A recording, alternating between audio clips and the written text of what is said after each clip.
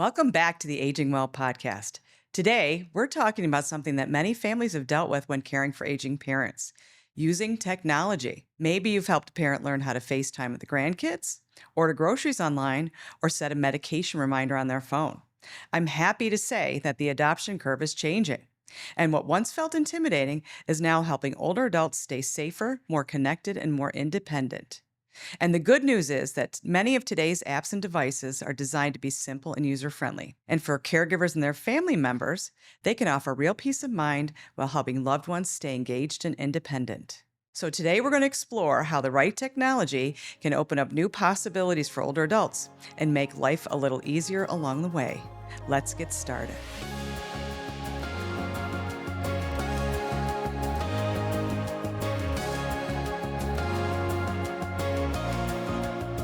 So, to help us explore how technology is making lives easier for our older adults, I'm joined today by Jamie Leone.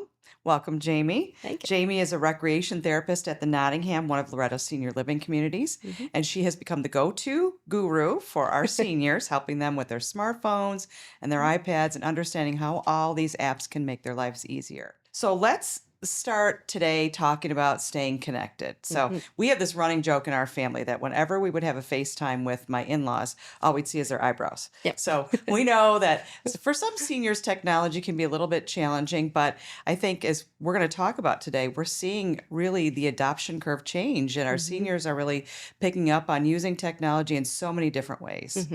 And let's start with staying connected and how you can use some of these apps to stay connected with family, especially if you're living out of town.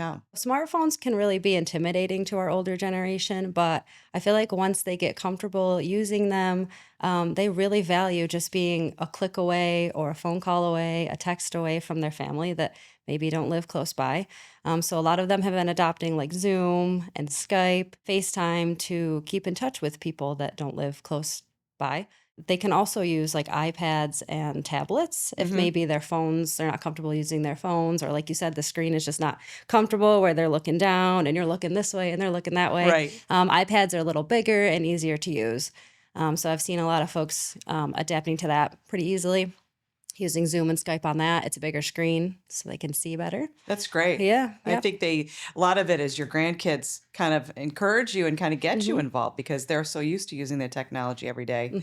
And I see it all the time, even with my own parents. Yep. And you mentioned something. So sometimes it is a hurdle. I mean, technology took a while for all of us to get used to. And I know seniors can sometimes be later on the adoption curve. But how do you recommend getting started? I would say start with one device and master that. And even if it's one app that you start with, and getting comfortable using that. So, like we said, iPads are usually a pretty good starting point because they're like our smartphones, but they're bigger. So they're just more accessible in that way. So if they start with iPads and they get comfortable using FaceTime and Zoom, and Skype and texting on that, then that translates very easily into a smartphone that they might be more willing to carry with them and use more frequently. And there's a lot of apps that I think you've been talking to residents about. I know my mom is an Instacart shopper, and I always thought I'd have to go out and run errands for her. But she's, nope, I just put my Instacart order in. Yes, Instacart and Amazon shopping are huge. So just having the ability to have one click and you get something right to your doorstep has been awesome. And then if you factor in the limited mobility, it's even better. Like you could just want something, click it, it's there within a day. So those are huge apps that we see at the Nottingham. I love that. One of the other things when you were mentioning the iPads, I think the other thing is that they allow them to change the font and make them bigger. It's not just the screen size, but there's so many different settings now that can help seniors who either might be hard of hearing or have trouble seeing, that you can make adjustments right on the devices themselves. Oh yeah, there's a ton of accessibility options that you can look at and kind of customize to exactly what you need. Well, I know one of the things that my daughter turned my mom on to was setting alarms for her phone to take her medications because she Yes. was forgetting or getting confused. And my at the time 18-year-old said, "Well, Grandma, why don't you just set an alarm?" So she does that all the time now. But health and safety is a big opportunity too. Maybe you can talk a little bit more about some of the ways to manage your health. Yeah, health apps are great for setting reminders, like you said, for taking prescriptions or remembering to refill them. So apps like MediSafe are great for that. Also, looking into your pharmacy's app, they might have their own apps like Walgreens or CVS or Kinney might have their own apps. Setting up a prescription to remind you when you need to refill it, and then maybe setting up just automatic deliveries. That's It's a great. great point. I had no idea they did home delivery Hmm. until my mom had said something, which is amazing that Yeah. that's available. I know Wegmans does it, Walgreens Hmm. does it, CVS does it. One of the things I always say to my friends when they first start talking about their parents is, do you have a life alert? And that's Yes. another technology that we talk about. Absolutely, yes. Life alert's great because if you are a fall, maybe a heightened fall risk, and you do have a fall, help is available with one push of a button. So those are great to have. And then, so that's like a wearable technology. There's other great wearable technologies like the Fitbits and the Hmm. smartwatches that can also do a little bit of tracking. But yeah, the Life Alert is great for that one click help button. But if you are wearing the wearable technology, it can track where you're going and your activity levels and like biometrics and kind of alert you to any health changes that are happening. So those are great too. Well, and we have some seniors that love to be active at Oh the yeah. Nottingham Oh that yeah. track their steps every day. So Uh-huh. those are great suggestions too. And I know you don't think about fall risk Hmm. necessarily, but in Syracuse, New York, there's a lot of ice. Yes. So convincing mom or dad sometimes is not easy. What am I going to wear this thing for? Yeah. But it's Hmm. really for their protection, Hmm. and especially if they're living alone. Yeah. Some are widows or living Hmm. in an apartment alone, and it's Hmm. just I think encouraging them that it's a safety protection. Yeah. And I think it's peace of mind for both of you too. Right. Hmm. That's exactly Hmm. it. And then, we talk a little bit about even what doctors are doing today that Hmm. residents or adults can manage through their portals. And Yeah. This is more of the generation that would be inclined to pick up the phone and call their doctor. And we know that that can be frustrating. Like you're not going to get necessarily connected to a doctor right on the line if you have a question. So using like the MyChart and the patient portals is great to, you can just send off a message to your provider. You can see your test results and lab results right in there. And then you can have access to medications if you need to request a refill and things like that right in those apps. I think that's a great point. And Mhm. we talk about, things like having power of attorney and things as child of a Mhm. parent. Making sure you have access to your parents' medical information is Mhm. important, and you have access to the portal as well. Mhm. And I found it's helpful for me if because my mom is a user, but then she Mhm. starts diagnosing herself, reading, okay, well, this might mean this. I said, let me read it. Yeah. So having that dual access is helpful as Yeah. well. Absolutely. Yep. You talked a little bit about like voice assistants and things for safety. Mhm. The second thing that I always tell my friends is make sure your parents are on your Life's 360. And Mhm. they kind of look at me like, my parents. I said, same thing like your teenage children, their parents, if they're still driving. Mhm. And for anybody that listened to our episode last month talking about, concerns about a parent driving, Mhm. it's a great first way to make sure you know where they are. And if Oh they yeah. got stuck somewhere, you could help them. But talk a Mhm. little bit more about safety. Yeah, absolutely. Yeah, those apps like Life 360 are great. They're just a little more precise at tracking location because there's like Google Maps and Apple Maps and things that you can use to navigate around and that our older folks that are driving can use to navigate. But sometimes you are lost and you don't know where you are. So having something like Life 360 is just a touch of a button away and you can know exactly where they are. And then it's the peace of mind for them and for you to know that they're Exactly. safe. Yeah. Exactly. Especially if Mhm. something happened, they had a flat tire, or Yeah. if they're out somewhere, they can call you and you can pinpoint right where they are. Yeah, and a lot of people I talk to, they're not necessarily even from here. They may have grown up here, left, and come back. So they're not even necessarily familiar with everything around Syracuse. So that might add a layer of, maybe I did break down and I just don't know exactly where I Where I am. am, And they yeah. don't have to explain it. You can just get on Life 360 and see exactly where they are. That's a great point. Hmm. And we even have a lot of our seniors using Uber and Lyft. Oh, 'Cause I yes. think they like having somebody take them around versus having to drive in the snow in the middle of Absolutely. winter. Yeah, Uber and Lyft are big at the Nottingham. We have a great bus system, so they can use the bus for like medical appointments and to go shopping on their daily routes. But outings are in particular are big at the Nottingham. Hmm. So if our bus fills up to the Symphony or they're going to the Landmark and they missed out on a seat, they can go, oh well, I'll just Uber there and I'll Lyft there, I think and then that's they great. can meet their peers out and enjoy the show still. Yeah. So yeah, a lot of them use that. Perfect. Hmm. And, we talk a lot about even mind health and Hmm. trying to keep our mind stimulated as we get older. Yeah. Let's talk about the fun side of things. What are some apps that you Yes. recommend that they use just to keep their minds active? Yes, we use a lot in recreation.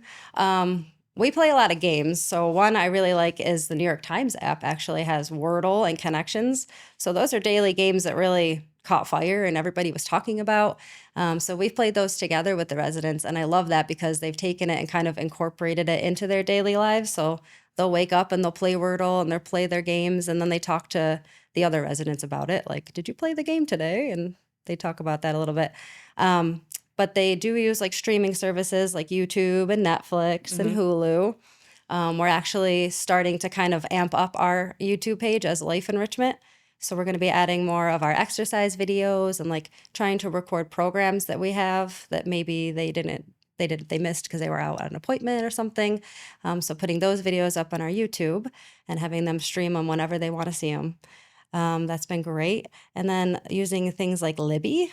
They love I Libby. love Libby. They They love love Libby. Libby, Yep. right? Lots of Yeah. audiobooks, lots of like large print. Click of a button and you can have all of that entertainment there. I think that's great. I know you, Yeah.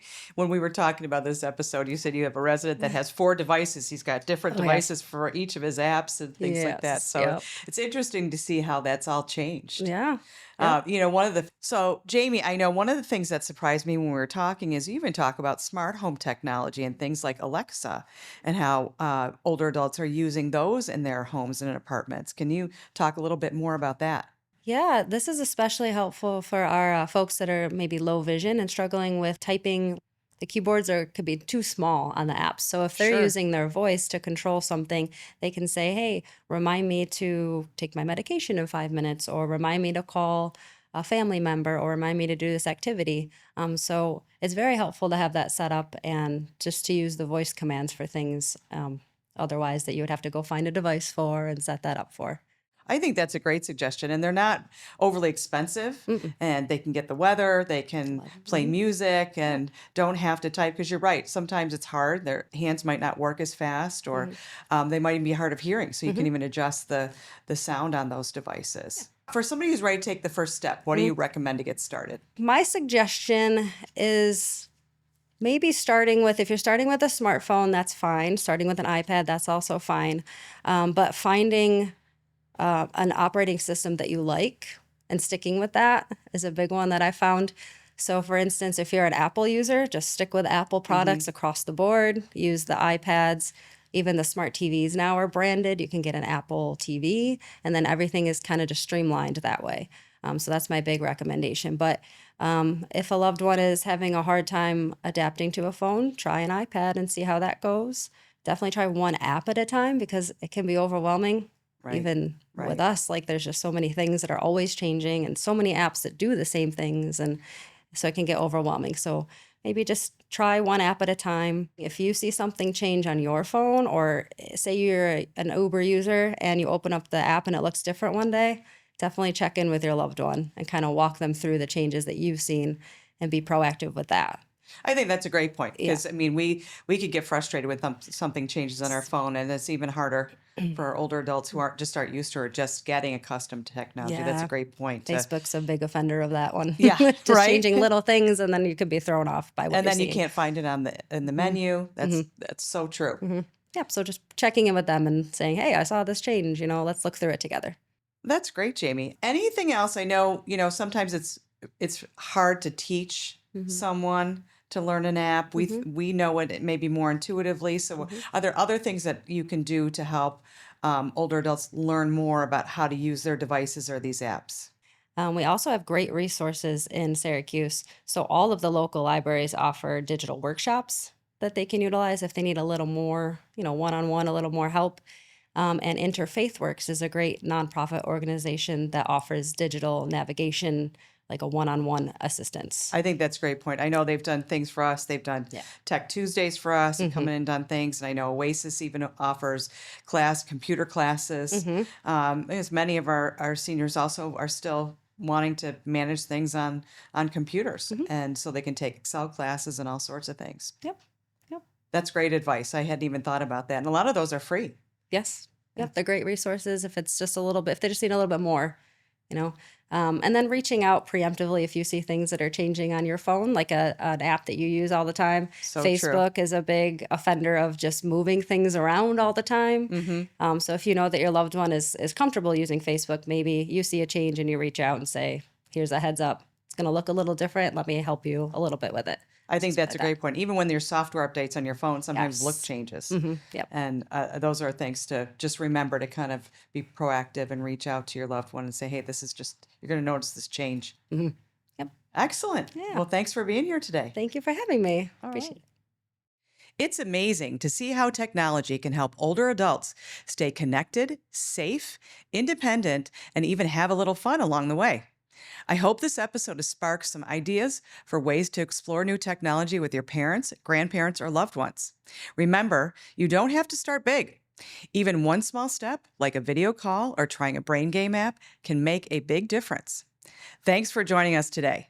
We'll see you next time on the Aging Well podcast, where we'll continue exploring ways to help older adults live their best, most connected lives.